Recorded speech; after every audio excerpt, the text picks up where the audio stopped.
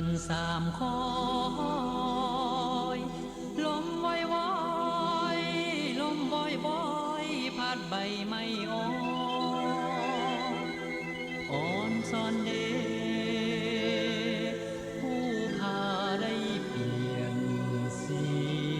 งา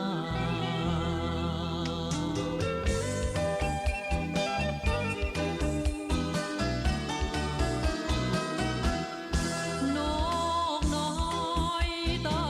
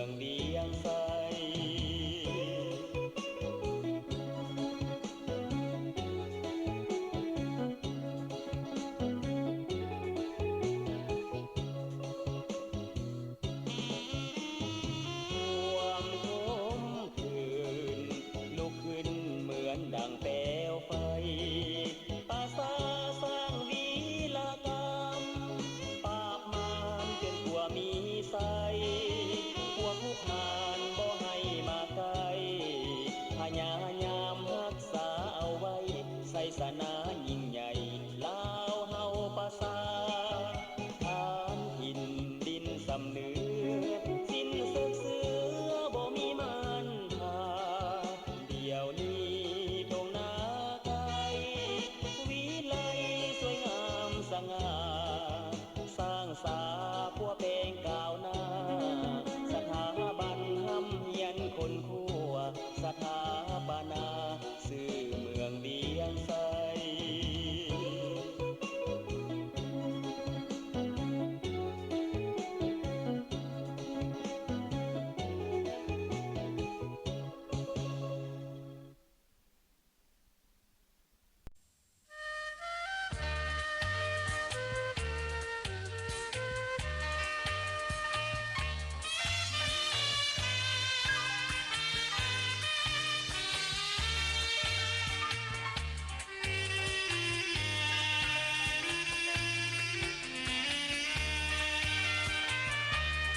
กลับคืนมาดินนาบ้านเก่าเกิดกายจากไปหลายเดือนหลายปีเต่าหันบ้านเกิดเมืองนอนดวงใจอ่อนสอนอบอุ่นคือทวงมารดาฝูงนกกาบินเวินอยู่บนเวหา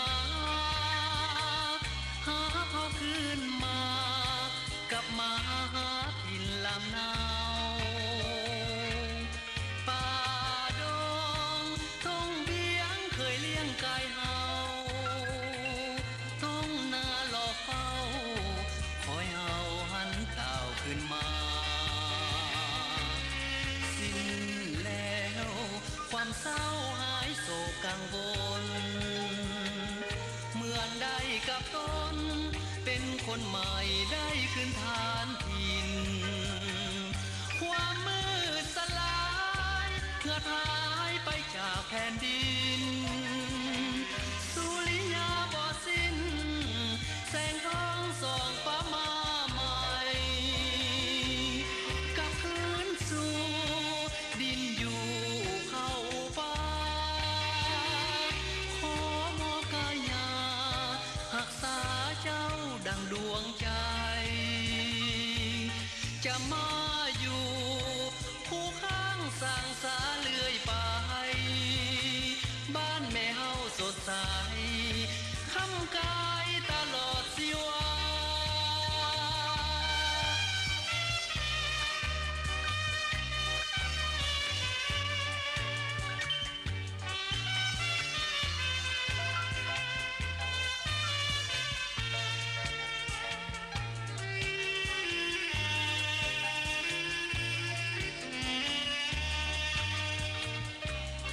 สิ้นแล้วความเศร้าหายโศกกังวล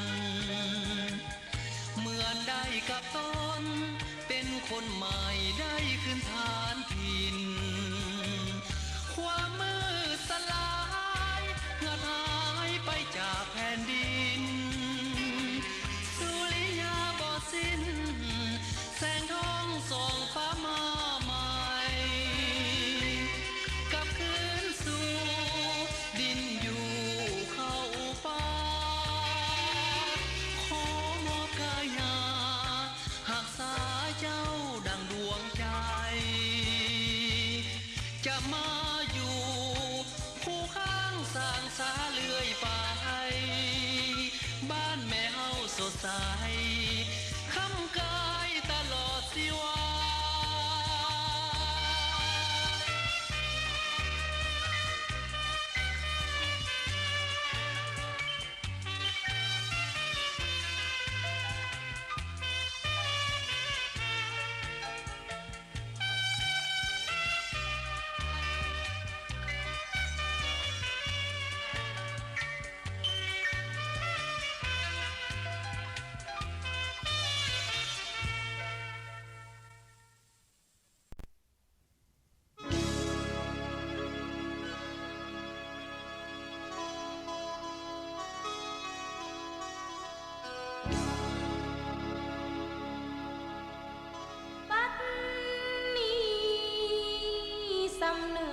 เป็นหน่วย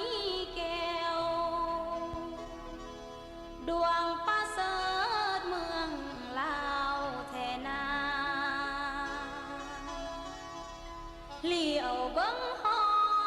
งเสิร์หัวแดนดินดาว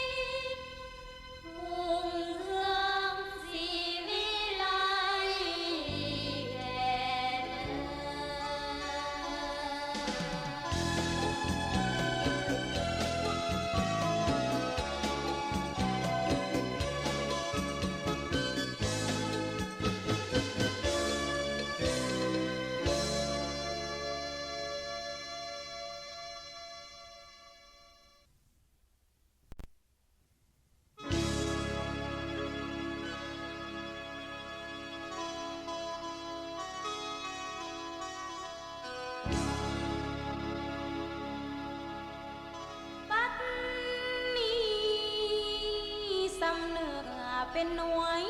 แก้วดวงประเสริฐเมืองลาวแทนาเหลียวเบิ้งห้องห้องเสิร์หัวแดนดินดาวปวงประสาสาวเสือดีเจอสมซื่นเสียงไสโยครึ้มคืนดินฟ้าวันไหว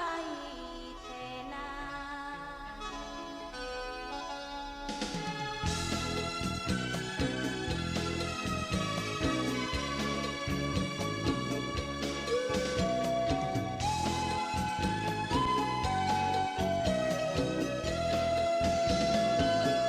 แผ่นดินแผ่นนี้อุดมดีแต่ปฐมบูหา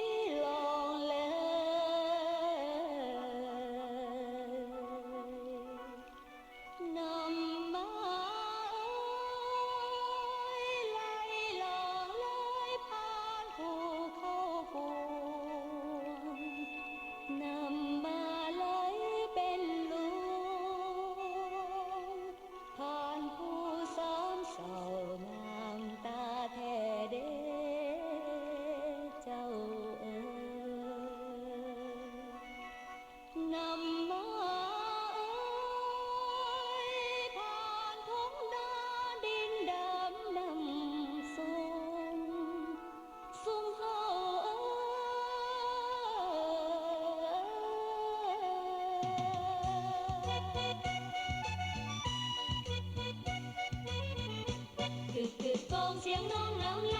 แสนแสนใจน้ำไหลจนจนแสนแสนใจน้ำไหลจนจนลองลงไปน้ำบัดไทยสีเขียวมองไกลๆน้ำมาไหลคดเลี้ยวเรียบลองตามสองเขาไม่นำมาฟ้าซาสุนสมแน่นหนาทำมาหากินด้วยความเบิกบานพร้อมกันสร้างสรรค์เมืองบานเก็บปลดปล่อยเอาให้เข้มแข็งผู้เมืองยืนยงตลอดไป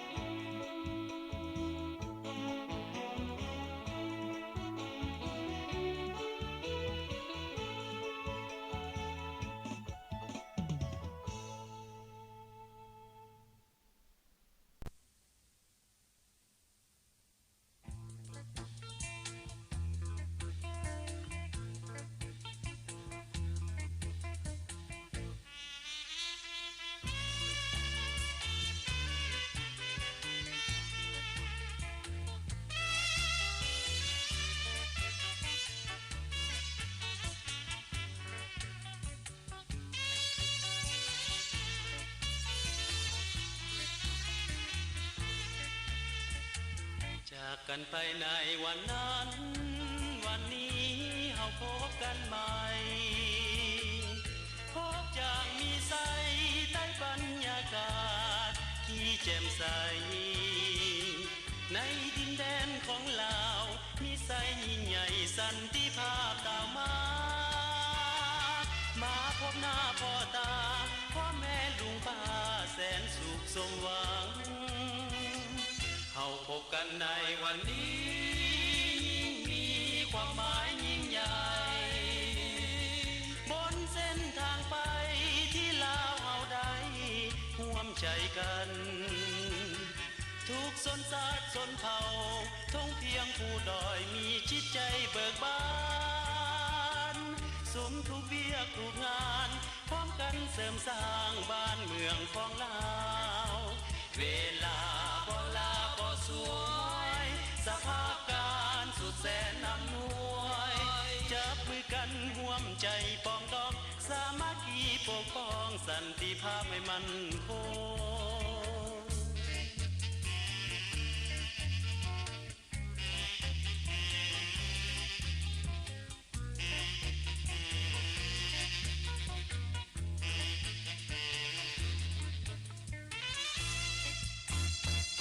จากกันไปในวันนั้น วันนี้เฮาพบกันใหม่ พบอย่างมีใสใต้บรรยากาศที่แจ่มใส ในดินแดนของลาวมีใสยิ่งใหญ่สันติภาพตามมาพบหน้าพ่อตาพ่อแม่ลุงป้าแสนสุขสมหวัง เฮาพบกันในวันนี้มีความหมายยิ่งใหญ่ บนเส้นทางไปที่ลาวเฮาได้ร่วมใจกัน ทุกชนชาติชนเผ่าท่องเพียงผู้ดอยมีจิตใจเบิกบานสุมทุกเวียกทุกงานพร้อมกันเสริมสร้างบ้านเมืองของลาวเวลาบ่ลาบ่สวยสภาพการสุดแสนอำนวยจับมือกันร่วมใจปองดองสามัคคีปกป้องสันติภาพให้มันคงให้มันคงให้มันคงตลอดไปให้มันคงให้มันคงตลอดไป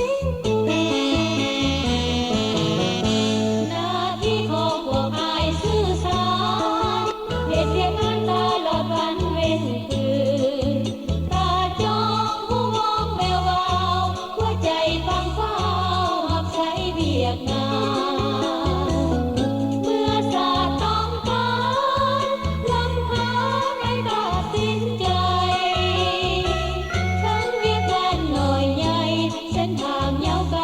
อ้ายต้องก้าวเดินหน้าที่ของ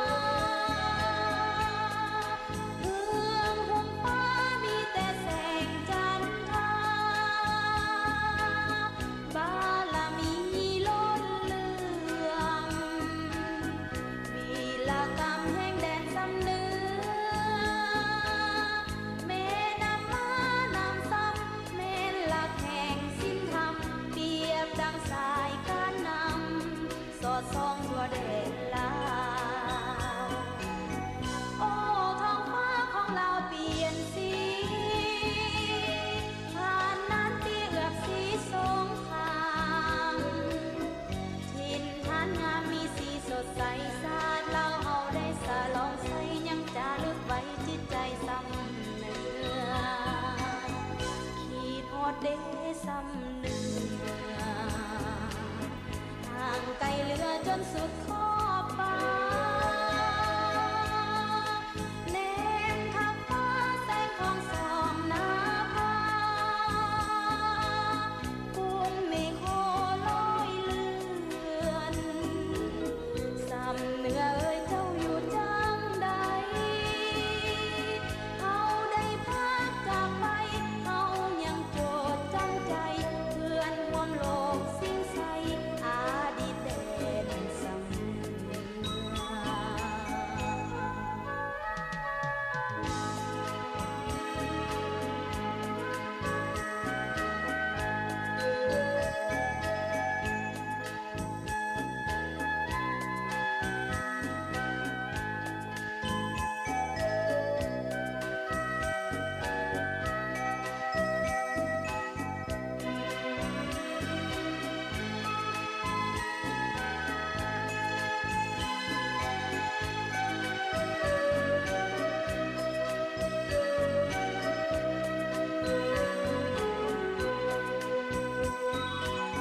โอ้ท้องฟ้าของเราเปลี่ยนสีผ่านนานปีเอือบสีสงครามถิ่นฐานงามมีสีสดใสสาดเล่าเฮาได้สาลองใสยังจารึกไว้จิตใจสำเนือขีดฮอดเดซ้ำเนื้อห่างไกลเหลือจนสุดขอบฟ้าแนมข้ามฟ้าแสงของสองหน้าผากุ้งไม่โคลอยเลือนซ้ำเนื้อเอ่ยเจ้าอยู่จังใดเขาได้พักจากไปเขายังโจดจำใจเพื่อนร่วมโลกสิ้นใส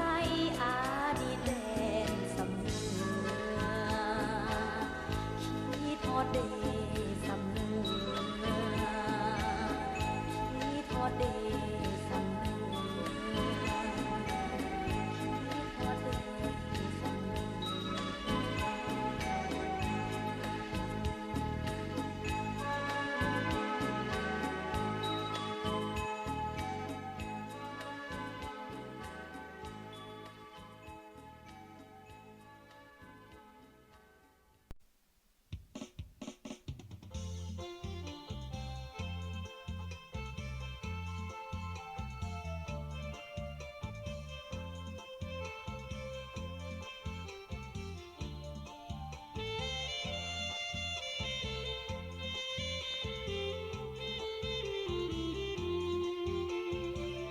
เมฆหมอกมืดมั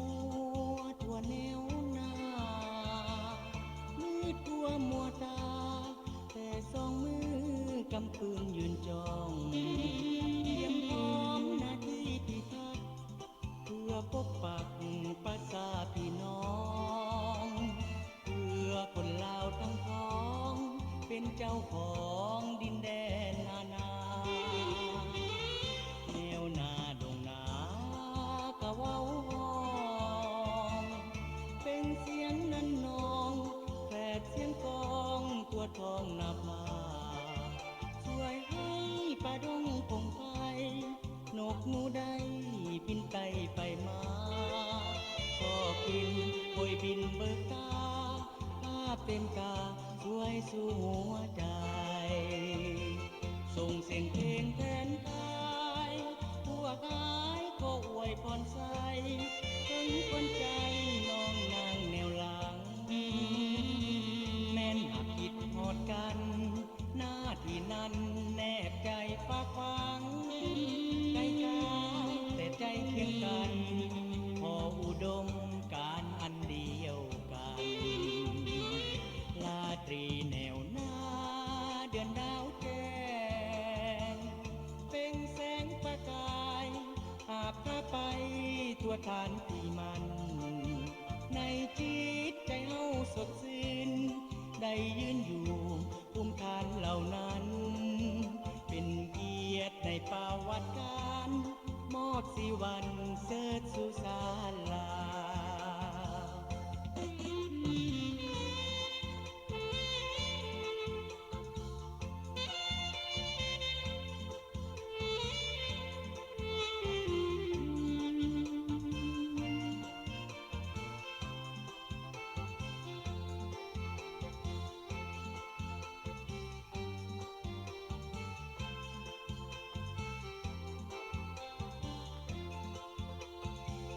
ส่งเสียงเพลงแทนกาย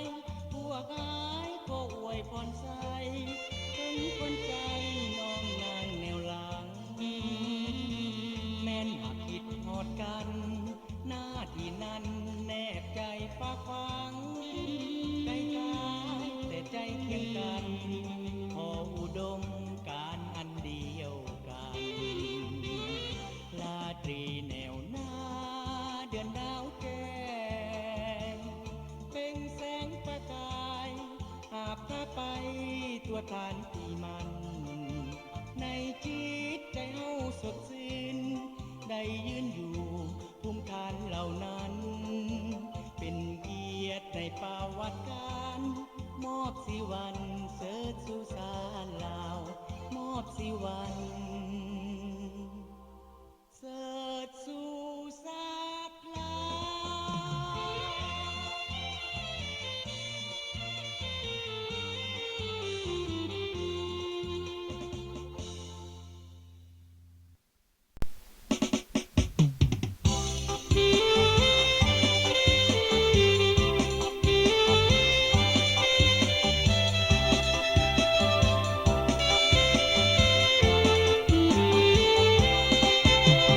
ลบน้ำบากที่มีใส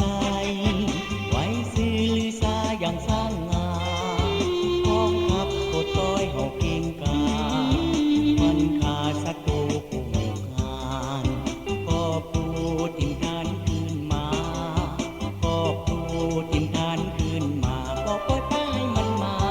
จุดเราเผาผลาญนำบาปอาทานต่อต้านโจมตีขับไล่ไพลีแตกมีภายไปประสาทกินใจสมเสยผลงานด้านทางป่าบางหลังแกนสมใจนำเอาความมีใส่มาให้สลายนักรบนำบากผู้อาจหารต้านทานศัตรูให้แตกพ่ายไว้ไล่กองทัพประชาชนทุกคนเสียสละอย่างองอาจเพื่อชาติเพื่อประชาชนเพื่อชาติเพื่อประชาชนต่างบรรดาคนงานการอเมริกานักรบเก่งกานำบ้าพาบางเกิดทุนแบบอย่างสง่าราศีแบบทุนไพลีบ่มีเหลืออยู่เสื้อสู้ศักดิ์ศรีมุงเสื้อสดใสตัดสินใจสิ่งใส่อเมริกา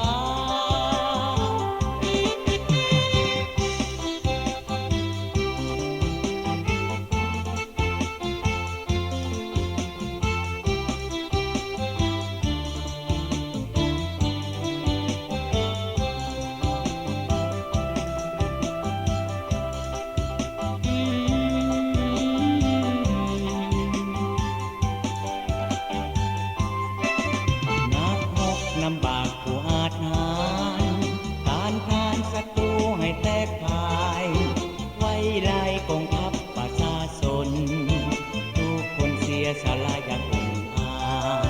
เพื่อชาติเพื่อประชาชนเพื่อชาติเพื่อประชาชนต่างบรรดาคนงานต่างอเมริกานักรบเก่งกานำบ้าพาบางเกิดทุนแบบอย่างสง่าราศีแบบทุนไพลีบ่มีเหลืออยู่เสื้อสู้ศักดิ์ศรีมุงเสื้อสดใส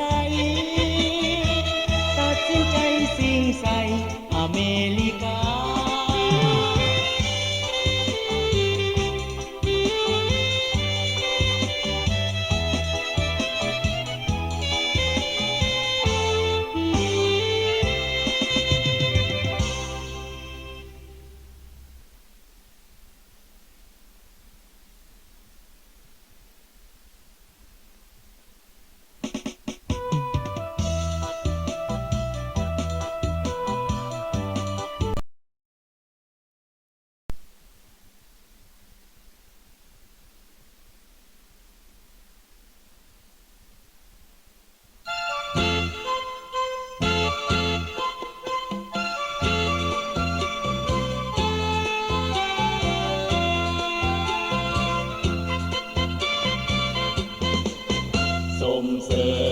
เลี้ยงเฮาใจดี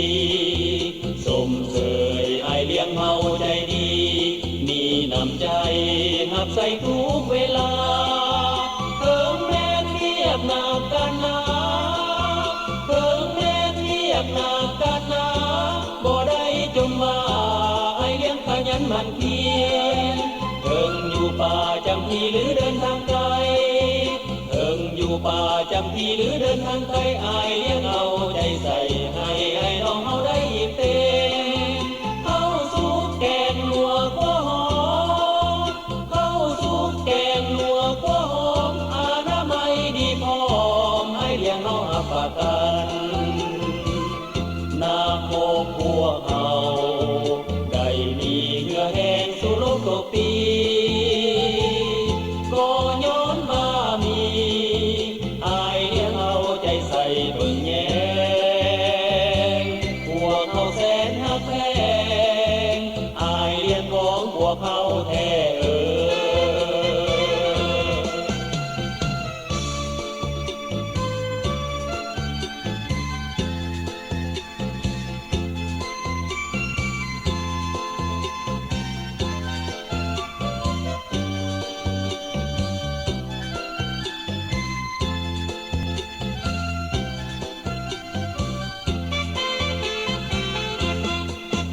สมเสยไอเลี้ยงเฮาใจดีสมเสยไอเลี้ยงเฮาใจดีมีน้ำใจหับใส่ทุกเวลาเพิ่มแรงเรียกหนักกันนะเพิ่มแรงเรียกหนักกันนะบ่ได้จมว่าไอเลี้ยงขยันหมั่นเพียรเพิ่งอยู่ป่าจำที่หรือเดินทางไกลอยู่ป่าจำที่หรือเดินทางไกลอายเลี้ยงเอาใจใส่ให้น้องเฮาได้อิ่มเต็มเข้าสู่แกงนัวกว่าหอมเข้าสู่แกงนัวกว่าหอมอนามัยดีพร้อมให้เลี้ยงน้องหักปากกันนาโคพวกเฮาได้มีเหงื่อแห้งสู่โลกตกปีก็ย้อนมามีใจใส่เบิ่งแยงพวกเขาแสนหักแพงอายเลี้ยงของพวกเขาแท้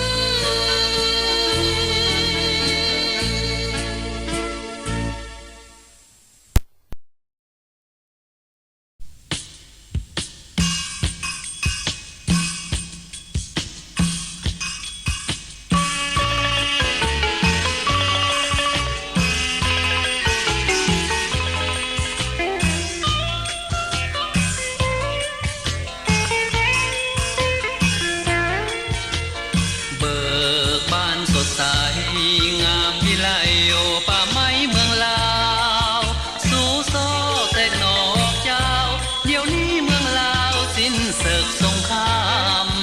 ควันมือระเบิดหน้าปานจะบ่เผาผลาญเจ้าอีกดังเคยสู้ทนพ้นผ่านนานปีจนถึงบัดนี้ชีวิตเจ้าสดใสมวลพฤกษามาลาพันไม้มวลพฤกษามาลาพันไม้แต่การกิ่งใบประดับเมืองลาวให้สวยงามเจ้าจะเป็นละนาดปีแคนเสพป้อนลาวแทนแอนอ่อนป้อนลำสมเสยสมเสยใส่สนาสันติภาพขึ้นมาคงพนาทั่วดาวได้เปลี่ยนสียามเศร้าต้องแสงสุรีฝุ่งสนีหุยห้องส่งมาเห็นมวลหมู่สักกุณาบินเจยเชิดมาสู่กุลาแท้เอ่ยงามเดแสงทองส่องใสผู้ผ้าป่าไม้เขียวสดงดงามสร้างเมืองลาวเมืองสวยงามสร้างเมืองลาวเมืองสวยงามผู้แพ้สงครามที่ฟุ้งมุกหานทำมาลมผ่าตองป้ายเจ้าเน้นดังเป็นสัญญาว่าลาวมีใสสมเสยสมเสยใส่สนา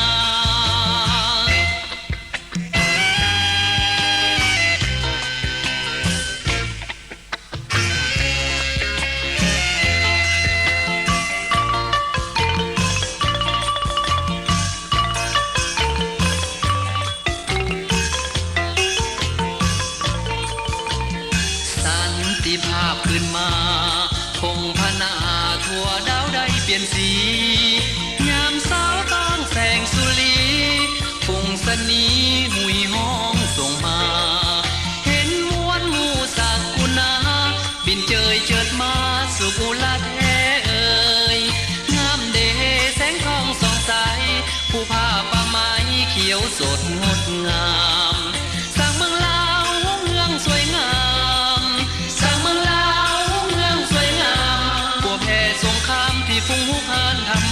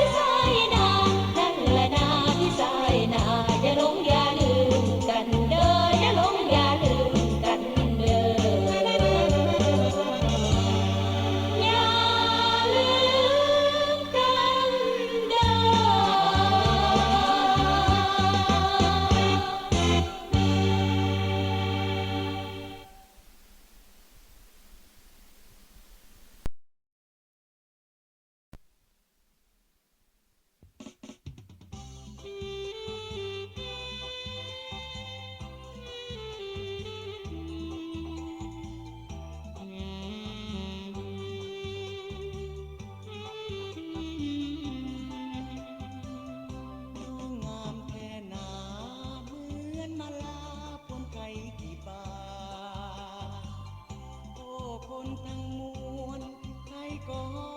มหวงแน่แต่น้องงามวาจา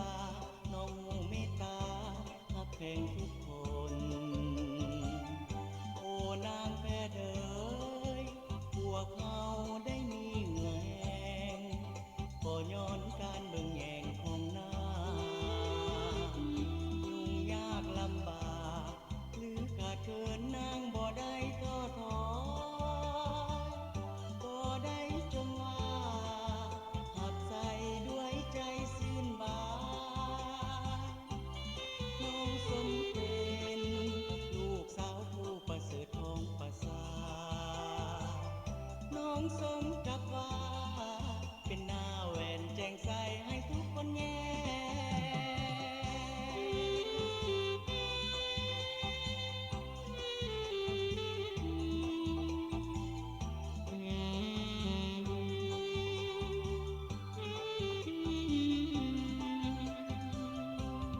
งามแท่หนาเหมือนมาลาพวงไก่กี่บาทโอ้คนทั้งมวลไทยก็หอมหวงแน่แต่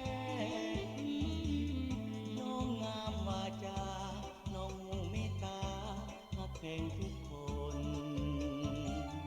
โอ้นางแพทย์เอ๋ยพวกเขาได้มีเหงื่อแห้งก็ย้อนการเบิ่งแยงของนางยุ่งยากลำบากหรือขาดเกินนางบ่ได้ท้อถอยบ่ได้จงว่าหักใส่ด้วยใจสิ้นบายน้องสมเป็นลูกสาวผู้ประเสริฐของประสาทน้องสมกับว่าเป็นหน้าแหวนแจงใสให้ทุกคนแย่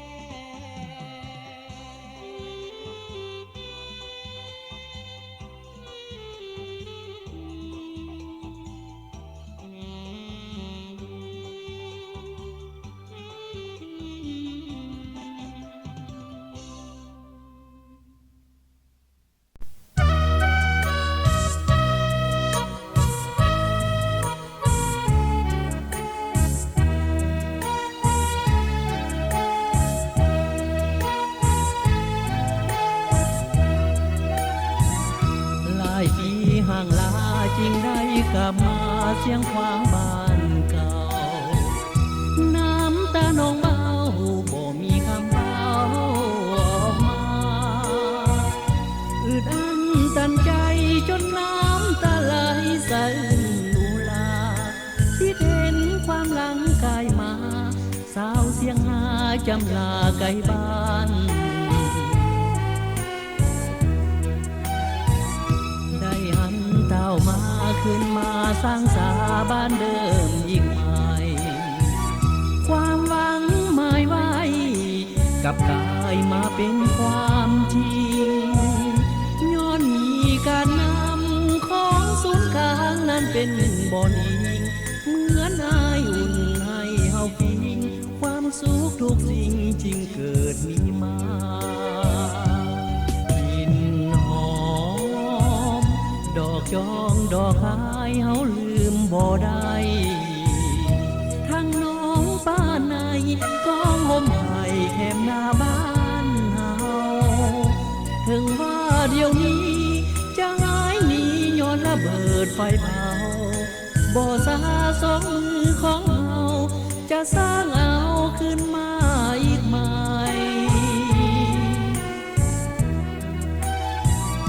ได้เสียงควางเอาแห่งกันเอาสร้างชีวิตใหม่สิ้นเวรเข็นหายบ่มีผู้ใดหาวีบ้านเกิดเสียงเหงาได้สิ้นความเหงาไปแล้วบัดนี้ชีวิตสาวเสียงสุขีจะบ่ได้หนีไกลจากเมืองเสีย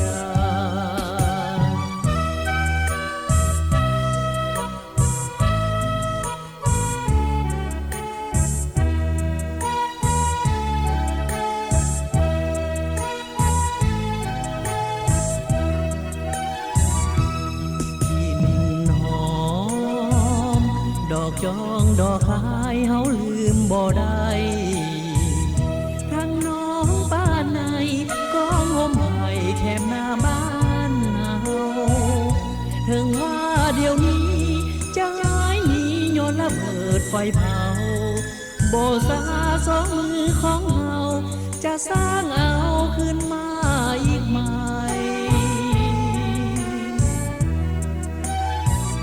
ให้เสียงควางเฮาโฮมแห่งกันเฮาสร้างชีวิตใหม่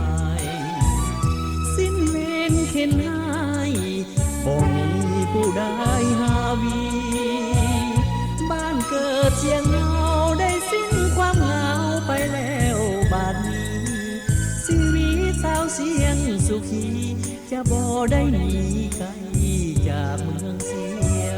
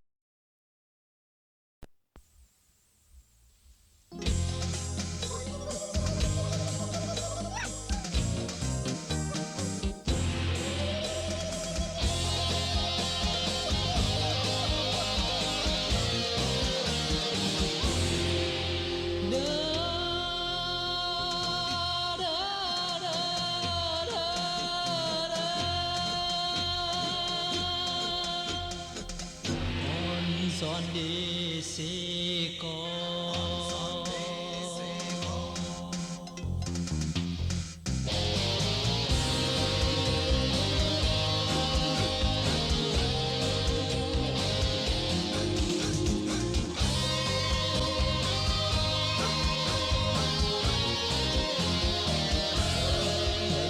ใจเมื่อได้มาเห็นเป็นบุญตาที่มาเห็นเสกองงามที่น้องเสื้อ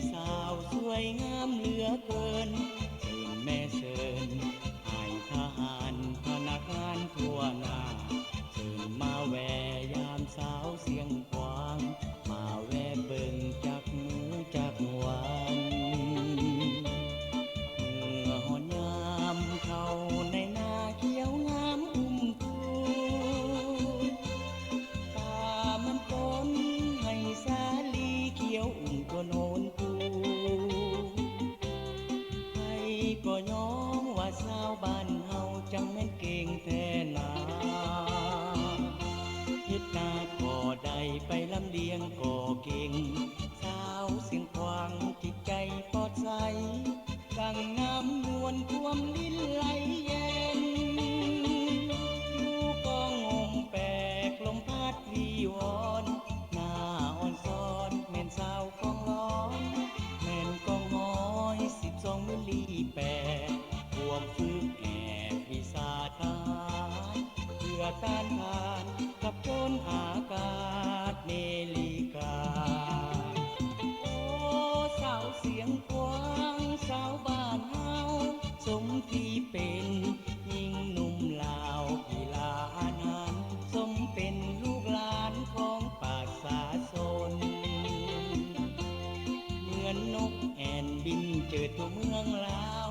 หน้าแท้แม่สาวเสียงกว้างหน้าสวยๆตาดำๆข้อกลมคิงบา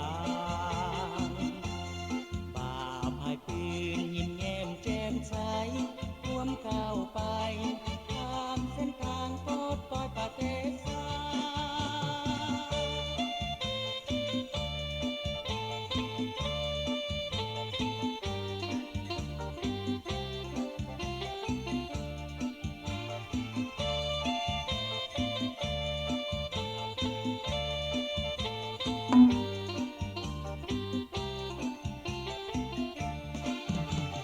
โอ้สาวเสียงกว้างสาวบ้านเฮาสมที่เป็นยิ่งหนุ่มลาวกีฬาอาหารสมเป็นลูกหลานของปราสาทชนเหมือนนกแอ่นบินเจิดทั่วเมืองลาวหน้าแท้แม่สาวเสียงกว้างหน้าสวยๆตาดำๆข้อกลมคิงบางป่าพายปืนยิ้มแย้มแจ่มใสร่วมก้าวไปตามเส้นทางโปรดปล่อยประเทศไทย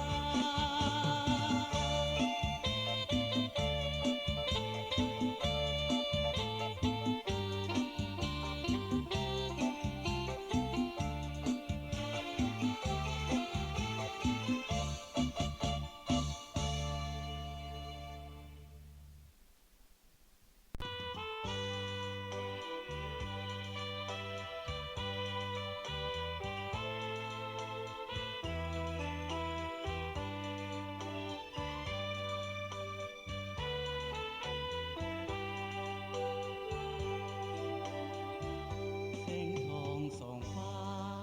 หน้าผามีสีสดใสความมืดหายไปแสงทองส่องใสเข้ามาทั่วทั้งอาณาดินลาวมีความร่มเย็นความทุกข์ยากเข็นได้วางเว้นไปไกล ลาลาลมลุกคลุกคลานตั้งหลายห้อยปีเลือดหลั่งอาบทรละนีวันนี้สารลาวจึงได้ปลดปล่อยย้อนบุญคุณของพระป่าสาชนปฏิวัติลาวสาวลาวบ่มีวันหลงลืมใด ตลอดชีวิตขออุทิศไว้นำพระเขาถนอมมาคูสาเจ้าบ่มีวันให้มองเศร้าพระเกยจงเจริญ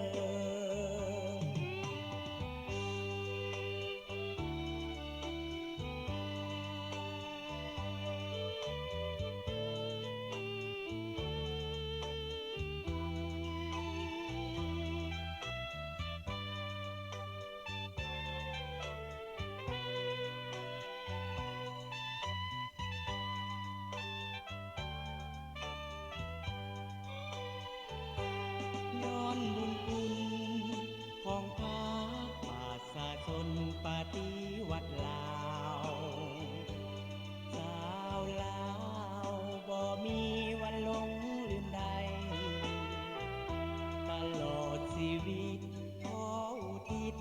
ยำผักขาว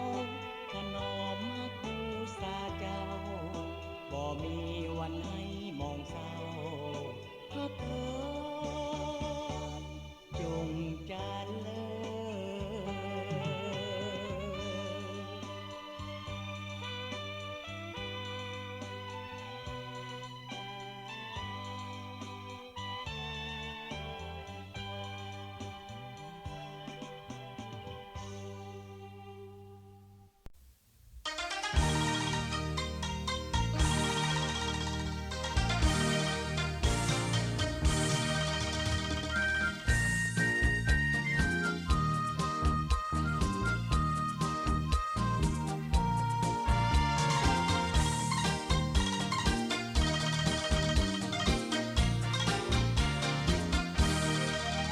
งามหลายได้สีพันดอนบ้านเกิดเมืองนอนของเฮานี่นาหลายเดือนหลายปีจากลาหลายเดือนหลายปีจากลาอันย้อนตามหามวนใจแท้ดี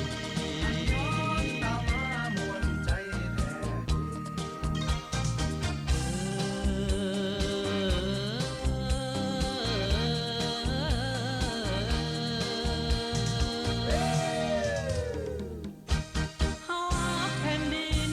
เฮาฮักทรัพย์สินบ้านเกิดเมืองนอน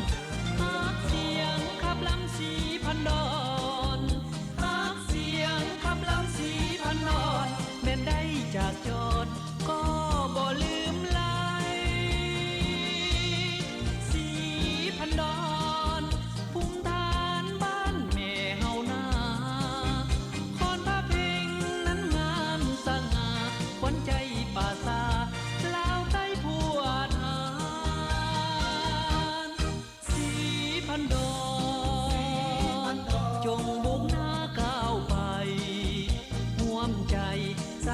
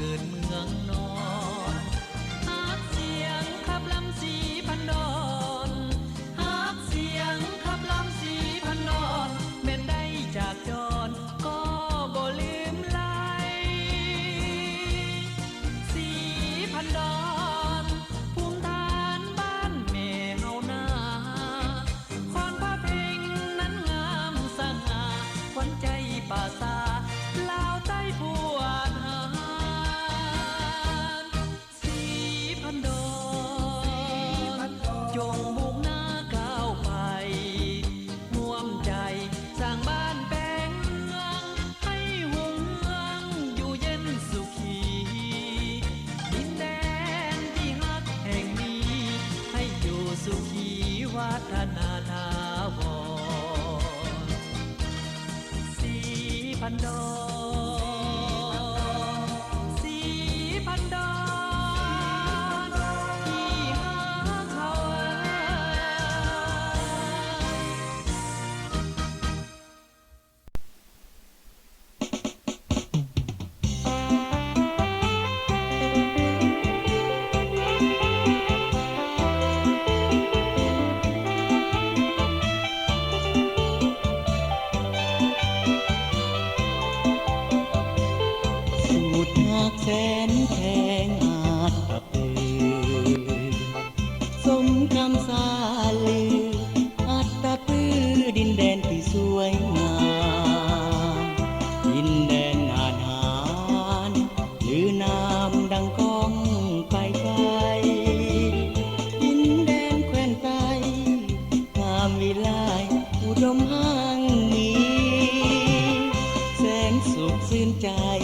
มื่อได้กลับมา มาเห็นพ่อแม่อาวาลุงป้าด้วยความสบายดี บ้านเมืองเฮาสุขีได้มีชีวิตใหม่สดใส อาจตัดคือวันใหม่ สดใสพุ่งเรืองเรืองงามงามแสนงามสายน้ำเสกมายังคงประสานเคียงคู่กับสายเสกอ